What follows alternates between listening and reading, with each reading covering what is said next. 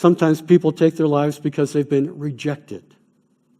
It may be a romance in which they've been rejected, or it may be they've been rejected from a job position, or it may be they've been rejected in some other way, but they feel rejected, and so their life is over. Maybe pride. Some people commit suicide because they are bored. The loss of meaning. Life has no meaning to them. There's nothing that provides interest to them. They have no reason why they want to go on. Shame. Shame is a very complex emotion, isn't it? We use the word shame very easily, but when you try to break it apart, shame involves guilt. Usually, you've done something that's wrong. Shame involves a fear of rejection, that if you know what I've done, you won't like me anymore. Shame involves a sense of judgment, an impending sense of judgment. And all these things feed into that decision to take a life. Guilt, revenge, I've mentioned.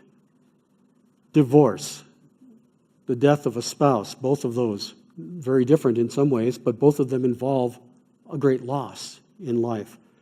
Bad relationships, stress, all kinds of stress can feed into that decision.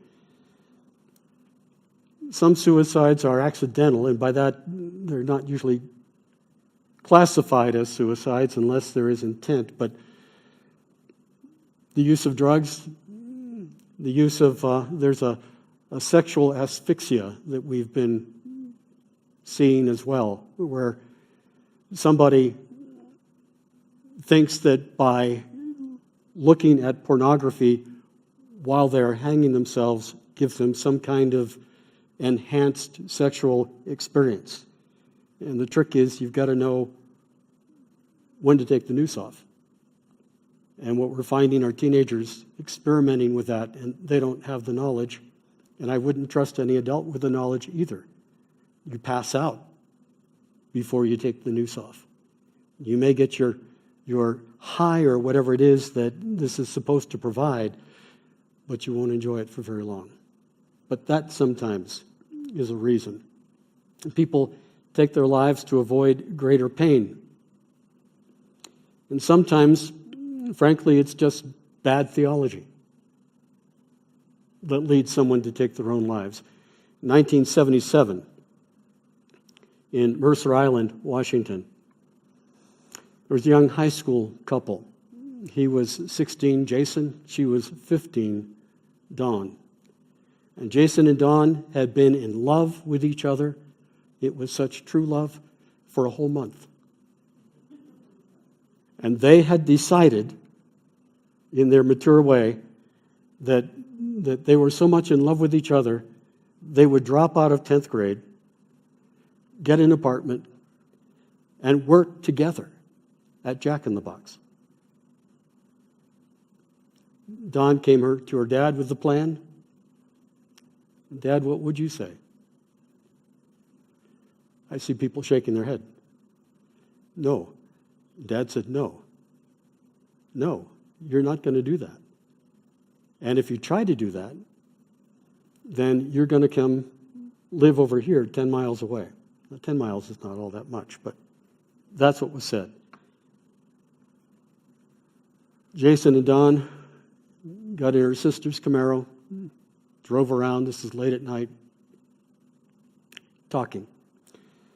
Dawn later said that, when you're contemplating suicide, you don't talk about trivia, you talk about the deep things. And the deep things to them were a novel that they had read by Richard Bach. Anybody remember Richard Bach? Jonathan Livingston Seagull, fame. The sequel to that book was Illusions, The Adventures of a Reluctant Messiah. The premise of that book is that what we call reality is really an illusion. What we say is real isn't real. There's a parallel universe that is real, but this is not real.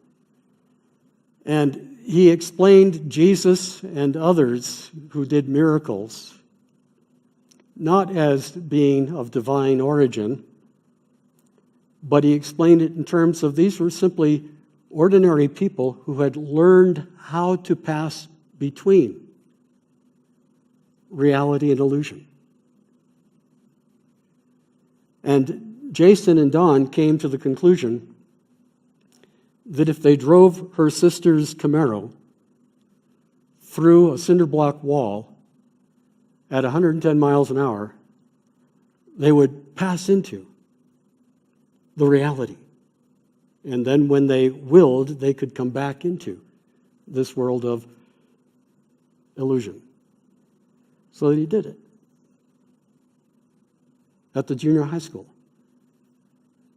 It started at one end of the street, ramped it up, got to 110 miles an hour, jumped the curb, airborne, through the wall.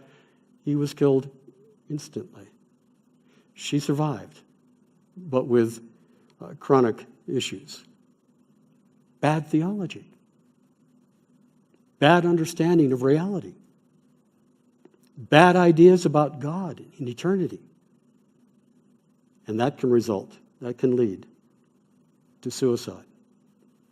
Now, we've talked a lot. Let me go back for a minute. This word, I don't know if this shows. Yeah, it does. Okay. What are these? What's this word right here? Can you see me circling that word? What is that word? Reasons. What I want you to see from this list is that people have reasons why they take their own life. That means that suicide is not an irrational act. Do you get it? They're not mentally ill. They're not out of their mind. Now, their thinking may be skewed. The reasons that they give may not be very good reasons. They may not be reasons sufficient to justify taking a life. They are, after all, temporary problems. Jason and Dawn could have waited a few years and got married and lived life happily together. They didn't have to do this. But they had reasons why they chose that direction. And that's the point I want you to see here, is that all of these are reasons. What do all of these people have in common? Gavin de Becker, in a very good book called The Gift of Fear, says there is really only one reason why people commit suicide. Most of them have not lost their minds. All of them have lost hope due to sin. That's the one thing that all suicides have in common. They have no hope. They have exhausted the options. All of them have developed tunnel vision. The field has narrowed.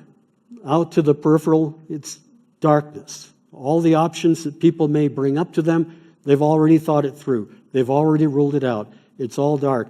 This is the only thing that shines. This is the only option left. It's the only one that in their minds makes sense. But again, they choose it because it does make sense to them. I don't want to be in the circumstances I'm in. I'm not happy going on living the way I'm living. I don't see any other option. This will take me out of it. And so this is what I will do. Keep all that in mind.